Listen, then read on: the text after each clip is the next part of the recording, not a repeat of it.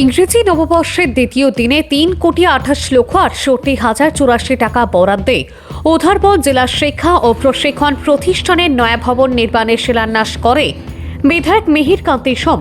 শুক্রবার বেলা 12টায় ডায়েট প্রাঙ্গণে অনুষ্ঠিত সভার মাধ্যমে শিলান্যাস অনুষ্ঠান অনুষ্ঠিত হয়। সভায় বক্তব্য রাখেন ডায়েট অধ্যক্ষ দিব্যেন্দু দত্ত, এক্সিকিউটিভ ইঞ্জিনিয়ার উজ্জ্বল ভট্টাচার্য।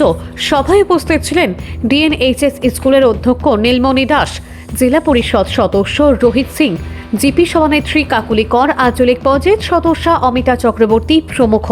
সভায় বক্তব্য দিতে গিয়ে বিধায়ক মিহির কান্তি সোম বলেন, 2016 সালের আগে কংগ্রেস শুধু লুটিয়ে নিয়েছে।